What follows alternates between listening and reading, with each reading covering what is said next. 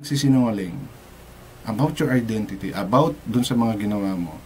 Kung magsalita ka man dito ngayon, na maikukunik, halimbawa, in a later part, maikukunik doon sa kung anong kaso na meron ka, di ba?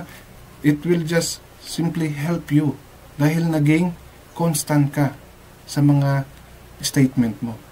Di ba?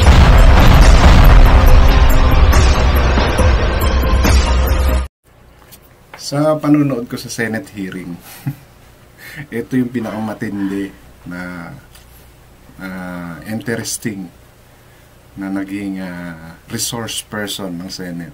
Yang babae na yan. Si Jessica Francisco / Mary Ann Maslog. So, hindi pa natin alam kung ano ba yung iba niyang pangalan. Nagiging doktora din to. Doktora Jessica Francisco. So, ilan lang po yan sa mga pangalang nagamit niya. And, take note, namatay na to at muling nabuhay. Diba? Saan ka nakakita? Nabuhay siya para tumulong or tulungan si Alice Goo na makauwi ng Pilipinas para sumuko. So, ilan lang po yan sa mga revelation na nangyari during Senate hearing. But, let us know deeper. Diba? Kung sino itong si Jessica Francisco / Mary Ann Maslog. But bago po ako magpatuloy, welcome po sa aking channel. Kung bago pa lang po kayo sa aking channel, please don't forget to like, share, and subscribe na rin po and pakihit ng notification bell para maging aware kayo sa aking mga upcoming content. Issue lang po tayo, walang personalan. It's all about mga pangyayari nagaganap sa ating inang bayan. Mga issue, especially ngayong parating ang eleksyon, alam naman natin, pag-eleksyon sa Pilipinas, para ka rin naghihintay ng Christmas at New Year sa mga kaganapan. Alright?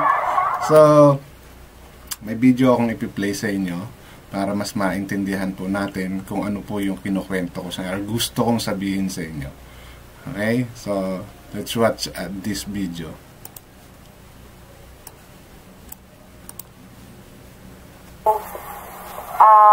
I-address ko kayo bilang Miss Maslog, kahit gusto nyong i-refer sarili bilang Miss Francisco. So, Miss Maslog, Madam Chair, Senator De La Rosa. Can we make a formal declaration from the resource person kung sino ba talaga siya? Ano ba talaga identity niya? Before we start questioning him, Yes, Senator De La Rosa. Jessica Francisco or what's the other name? Mary Ann Maslog. Mary Ann Maslog. Ang hirap, no? Hindi lang isang tao yung dinidetermine natin yung identity. Dalawa pala. Okay. So, kita nyo, kahit sila, yung mga senators, hindi, siyempre, totoo nga naman, may punto doon si Senator De La Rosa dahil you're asking asking yung inyong resource person, but hindi nyo alam kung paano nyo i-address. Diba? Mary Ann, Jessica. Diba? So, kahit yung mga tao na nanunood, kasi ang dami nanood talaga nito. Ngayon nga ata, yung views nito, nasa 1 milyon na doon sa inquirer. Diba? So, for us, kaming mga marites, diba? So, much better na mamalaman natin kung sino ba talaga siya. Kung anong pagkatao meron siya. At bakit yan, dalawang pangalan na yan yung lumalabas. So further, as we watch this video, mas magre-reveal po natin kung bakit ganyan yung pangalan na ginagamit. Bakit meron siyang dalawang pangalan.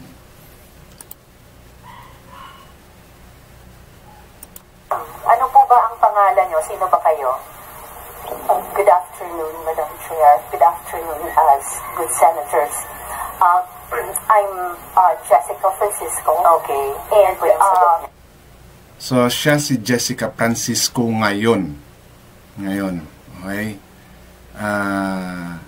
Tulad ng nasabi ko, namatay na siya. Nabuhay lang siya uli. Parang, yun. samahan or sumamang magpasuko kay Alice Guo. Right, namatay na po yan. Kaya nga naging si Jessica Francisco na siya ngayon. Yun yung bagong name na ginagamit niya. I object to Francisco, sir. Okay, yun yung sagot po niya, Senator De La Rosa. How did you get that name, Maslow? Mayroon pong mga artikulo, including investigative articles na lumalabas na sa media based on linking to previous cases na kinilala itong tao di umano bilang sa isang dating or totoo niyang pangalan bilang Mary Ann Maslow. And she was arrested, Madam Chair? Yes, Senator. If she was arrested or she was detained, I don't even know her status right now because she is Mary Ann Maslow. Yes, Is that correct? Yes, Senator Joel. Actually, kaya nga siya naging si Jessica Francisco kasi nga mayroon talaga siyang cases dito sa Pilipinas during that time. And ang kaso niya is about sa textbook scam. Doon siya halos 26 million yung ata kanyang nakuha. So, way back decades na panahon pa ata ni ERAP to 1998-1999 nung nagkaroon ng scamming na ginawa itong si noong dati ay Mary Ann Masnog pa ang kanyang pangalan. Okay? So, para mawala yung kaso, pinalabas na namatay na siya. Di ba? Parang mga mga spy games, mga spy movies na para makalimutan ka ng tao, dapat palabasin mong patay ka and magkaroon ka ng bagong identity. Mahilig siguro manood to si Masnog ng mga double agent movie or yung mga movies na about sa mga identity.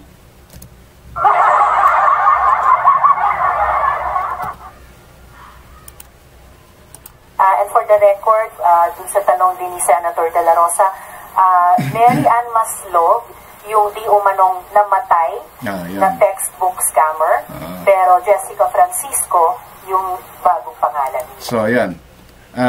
Malaki ang nakuhang pera sa textbook scam na yun, na kaya talagang pinaghanap siya ng batas. Yun nga lang yun, pinalabas niya dahil mukhang marami talaga siyang koneksyon. For her to be included, makausap ang general ng Bureau of Investigation ng BI, di ba? Grabe yung nito as this hearing go on, marami talagang revelations, maraming mga taong na involved, at isa sa mga nabanggit doon is si Paeldon at saka yung sitting Bureau of Investigation General. So yun yung dalawa sa na-involved at ang pinaka-latest nga ay itong nabanggit lang na Paeldon. So, most likely mapatawag itong si Paeldon. And we know Paeldon. Diba? So, yun po, Senators De La Rosa and Joel. Mahirap mag-start mag-imbestiga ng tao, Madam Chair, na hindi natin ma-establish talaga yung real identity niya to start to begin with. So, ikaw ba talaga yung Mary Ann Maslow na accordingly naman ay involved sa textbook scam at may istorya na namatay? Your Honor, I invoke my right to keep silent because we have a case right now. No, you dito ko na parang matik na may na nagsisinungaling siya. Kasi kung yung sasabihin niya dito, kasi nag-invoke na naman siya sa pagiging self-incrimination. So, if in case yung sasabihin niya is with connection doon sa current kaso niya, na meron siyang kaso about his identity, di ba? Kung totoong hindi ka nagsisinungaling, sasabihin mo pa rin dito, di ba? I-explain mo pa rin yan. Actually, it will help corroborate doon sa kung anumang case meron ka na isinampa na sa'yo, di ba? So, kung totoong hindi ka nagsisinungaling, about your identity, about dun sa mga ginawa mo, kung magsalita ka man dito ngayon, na maikukunik, halimbawa, in a later part, maikukunik doon sa kung anong kaso na meron ka, di ba? It will just simply help you dahil naging constant ka sa mga statement mo. Di po ba? Doon ako parang ilang beses ko nang naririnig at parang it seems na kailangan i-prove pa.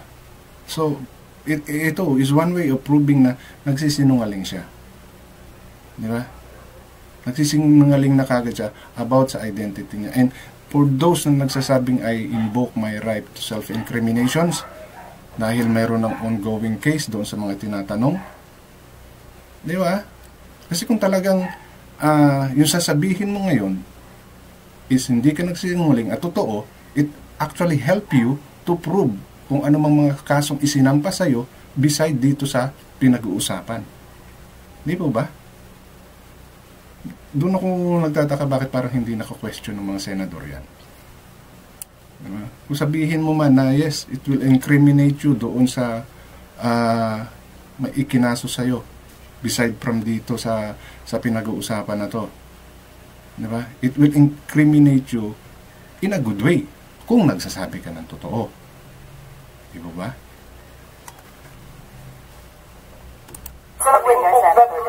You cannot invoke that right because kung sabihin mo yung merong Supreme Court ruling dyan, walang sub-judicial rule cannot apply in legislative inquiry in aid of legislation. You can't invoke that right. Kaya nga, klaroin natin ito kasi para tayong gago dito, nagtatanong kami sa iyo as Jessica Francisco, tapos ikaw pa rin, klaroin natin ito dahil para mong niluloko yung committee nito kung hindi ka magsabi ng totoo. Hindi parang niloloko na talaga. Diba? Sa takbo ng kwento na yan. Diyan pa lang sa identity niya, nagkakalokohan na kayo.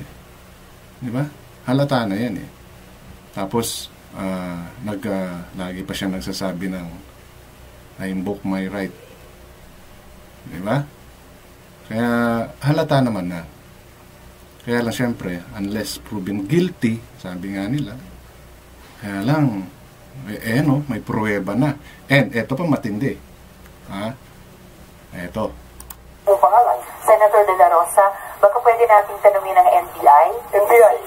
Si Attorney Magno, i-establish yung identity ng resource person. Good afternoon, Madam Chair, Honorable Senators. On September 25, our Fraud and Financial Crime Division conducted an operation for against certain Dr. Jessica Francisco. So ayan ginamit niya pa as Dr. Jessica Francisco at ginamit niya rin yan nung binisita niya, nung nahuli na itong si Alice Goa, binisita doon sa kanyang pinagkakakulungan. And pinakilala niya sarili niya bilang isang Dr. Jessica Francisco. And allegedly, one who is Mary Ann Maslod. In this particular case, they were able to confirm through forensic that this Jessica Francisco and Mary Ann Maslod is one and the same person. What particular, Madam Jan, yes, what particular forensic evidence can you provide this committee stating that he is one and the same person? It is a fingerprint analysis, Mr. Chair, Madam Chair. So if that is so? So, yan patunay na, di ba? Na siya at si Mary Ann at saka si Jessica ay isang tao. And pagkakalam ko huli na to eh. Okay? Hindi na to pakakawalan dahil nga dun sa kaso niya na yan. And ngayon, isa na sa patunayan from NBI na siya talaga ay nagloloko or niloloko niya lang yung tao sa Senado. And na-contempt ito dahil nga nagsisinungaling siya. Dahil nga she is holding back informations na very vital sa alam ng totoo sa pangyayaring ito. At meron pa dyan parte na kung saan sila naman ni Senator Bato de la Rosa ang nagkainitan dahil sinasabi ni Senator Bato na merong taga Malacanang na nag-orchestrate para pumirma sa affidavit na binibigay ni Jessica kay Alice Guo pag bumibisita siya doon sa kulungan nito. So that one is for another story na mapapakinggan nyo dito po sa aking channel. So issue lang po tayo, walang personalan. Alright, so hanggang dito na lang at maraming salamat.